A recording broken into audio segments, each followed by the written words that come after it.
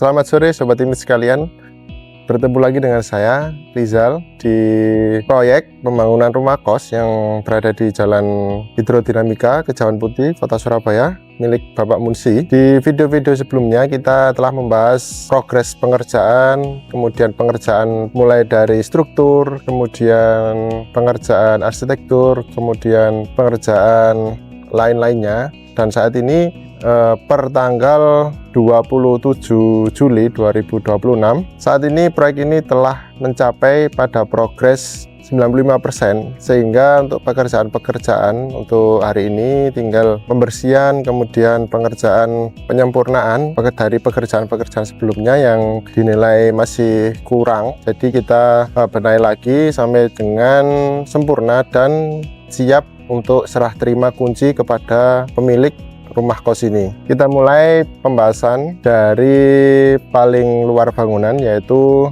kita setelah selesai memasang pagar untuk area carport, kita menggunakan material dari besi holo untuk bagian frame, dan kemudian pada bagian dalamnya kita menggunakan besi ukuran 12 mm. Kemudian berpindah ke bagian sedikit agak ke dalam.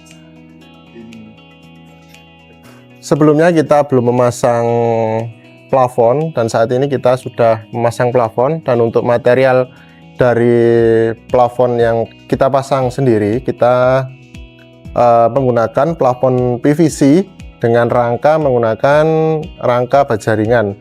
Dan kita tidak lupa menambahkan elemen estetika pada bagian carport ini, yaitu pencahayaan dari lampu spotlight yang memberikan sinar pantulan ke atas dan ke bawah. Kemudian kita juga melengkapi pada area plafon ini juga ada lampu downlight putih, kemudian downlight yang lebih kecil berwarna kuning untuk menambah elemen estetika itu sendiri. Kemudian juga kita beralih ke bagian sedikit lebih dalam, yaitu kita juga memberikan drop ceiling. Bentuk atap plafon ini drop ceiling, dan kita juga menambahkan pencahayaan untuk elemen estetika, sehingga di area carport ini memiliki kesan indah, kemudian menarik bagi penghuni dan calon penghuni yang nantinya akan menyewa kos yang ada di atas. Nah Sobat Ini sekalian, saat ini kita sudah berada di ruangan keluarga yang nantinya akan dihuni oleh owner dari rumah kos ini. Kita bisa melihat untuk bagian atas ruangan ini kita tetap menggunakan material dari plafon PVC. Kita juga menata untuk pencahayaannya, kita maksimalkan sehingga tercipta kesan indah, hangat, dan mempertahankan dari tema yang dipilih owner sendiri, yaitu tema Japandi. Untuk sebagian besar di seluruh ruangan yang ada di rumah ini, kita untuk model pemasangan plafon kita menggunakan model drop ceiling pada satu sisi.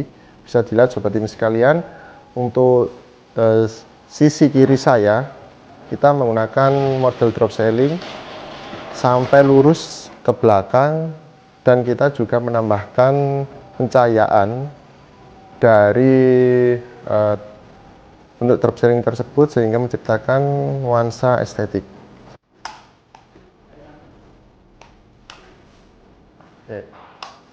Sobat Ini sekalian, saat ini kita sudah berada di master bedroom, di mana kamar ini nantinya digunakan oleh pemilik bangunan itu sendiri. Dan untuk konsep, kemudian pemilihan warna dan lain sebagainya, kita samakan pada ruang-ruang lain seperti ruang lain, dan kita samakan sehingga tercipta nuansa seirama dan keserasian yang baik. Kemudian kita berpindah ke bagian kamar mandi utama. Kita di sini menggunakan, nah sobat ini sekalian, saat ini kita sudah berada di kamar mandi dari master bedroom, dimana kita menggunakan furniture yang sudah ada di pasaran. Kita langsung membeli secara instan, kemudian ini bisa dinyalakan. Kemudian ini juga dilengkapi dengan air panas dan air dingin untuk wastafelnya ini dan cuci. Ini untuk wastafelnya kita bedakan, untuk area basah dan area kering kita bedakan elevasinya sekitar 5 cm untuk area kering dan area basah. Kemudian untuk area basah sendiri terdapat bagian bathtub, kemudian juga bagian kloset, kemudian ada shower juga, dan kita pisahkan dengan pintu. Kemudian ini juga nantinya terdapat kaca, sehingga untuk cipratan air dari area basah tidak sampai masuk ke area kering, seperti itu. Yes.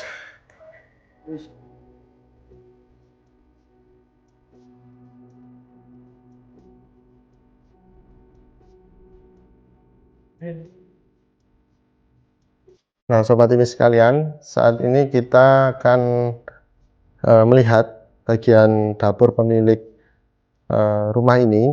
Kita untuk meja dapur ini menggunakan dari material cor, kemudian kita finishing menggunakan granit, dan untuk perabot-perabot sendiri yang telah tersedia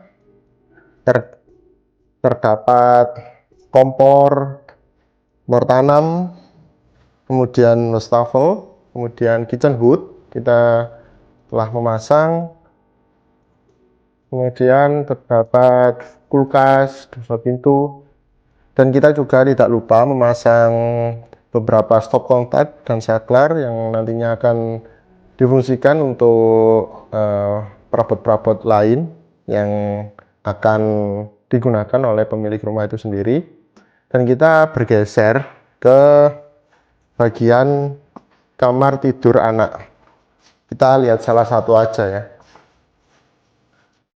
Nah, ini untuk bagian kamar tidur anak, kita juga menyamakan antara bentuk, model, tema, dan lain sebagainya dengan ruang-ruangan lain yang berada di lantai 1, sehingga kita tetap menciptakan satu irama atau keselarasan tema dan lain sebagainya, sehingga tercipta desain yang bagus dan indah.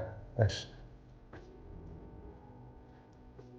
Nah, sobat ini sekalian, saat ini kita berada di area ruang tamu dan ruang kerja, di mana ruangan ini nantinya digunakan untuk area publik dan area kerja bagi pemilik bangunan ini. Dan kita sudah menyelesaikan semua proyek-proyek yang berada di dalam ruangan ini, sehingga nantinya tinggal memberikan furniture dan perabot-perabot yang telah ditentukan oleh owner itu sendiri. Yes. Nah, sobat ini kita memasang untuk bagian safety dan atau keamanan dari rumah ini sendiri. Kita menggunakan Finger Smart Lock Door. Kita menggunakan itu sehingga untuk mengantisipasi orang-orang yang ingin berbuat jahat bisa masuk ke dalam rumah. Kita selalu mengantisipasi akan hal tersebut, sehingga kita menggunakan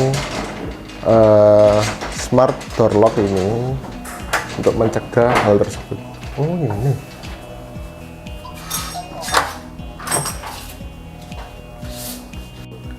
Nah, sobat ini sekalian, saat ini kita akan menuju ke rumah kos yang nantinya akan disewakan oleh pemilik bangunan ini, dan kita akan mengakses dari pintu utama rumah kos yang ada di atas, mulai dari sini pintu samping.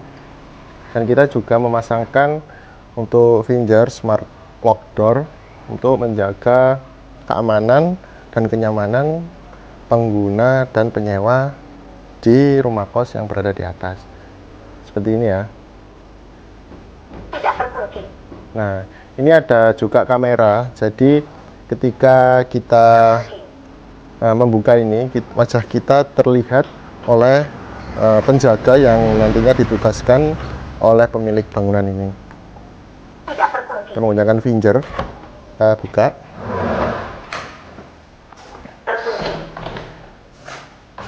Nah, dan ini kita di pertama ada kamar penjaga untuk menjaga keamanan dan kenyamanan penghuni dan penyewa kos yang berada di atas. Kita lanjut naik ke atas. Kita ada railing. Nantinya ini railingnya pada pegangan ini kita pasangkan kayu dan di bawahnya kita tambahkan elemen pencahayaan, tapi ini masih belum terpasang.